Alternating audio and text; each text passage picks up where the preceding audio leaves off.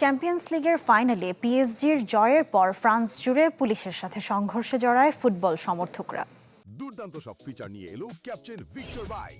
এতে রয়েছে শক্তিশালী রিচার্জেবল ব্যাটারি, ব্লুটুথ এবং exciting music. Captain Victor bike, আনন্দে বাড়ুক শৈশব। চ্যাম্পিয়ন্স লিগে টানা দ্বিতীয় শিরোপা পিএসজির। পুরো ফ্রান্স জুড়ে বাঁধ ভাঙা উচ্ছ্বাসে মাতে প্যারিসিয়ানরা। ফুটবল সমর্থকে ভরে যায় প্যারিসের বিখ্যাত চ্যাম্পস এলিসি সড়ক।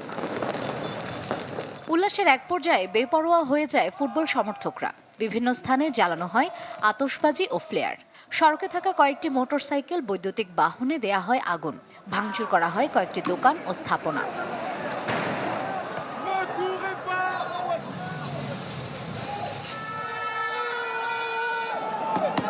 পরিস্থিতি সামাল দিতে নামে পুলিশ বাহিনী। সমর্থকদের সাথে সংঘর্ষ বাধে পুলিশের। কাঁদানে গ্যাস ছুড়ে তারা। এ ঘটনায় অন্তত 7 জন পুলিশ সদস্য আহত হন। গ্রেপ্তার করা হয় 4 শতাধিক সমর্থককে।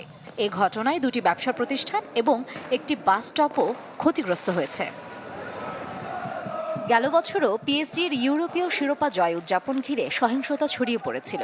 ওই ঘটনায় 17 বছর বয়সী কিশোর সহ 2 জন নিহত হন। এদিকে চ্যাম্পিয়নদের বরণে প্যারিস জুড়ে আয়োজন করা হয়েছে শোভাযাত্রা। এদিন ফ্রান্সের প্রেসিডেন্ট এমানুয়েল ম্যাক্রোর সাথে সাক্ষাৎ করার কথা রয়েছে উসমান দেমবেলে, ফ্যাবিয়ান রুইজদের। মার্জিয়া শ্রেয়া, চ্যানেল 24।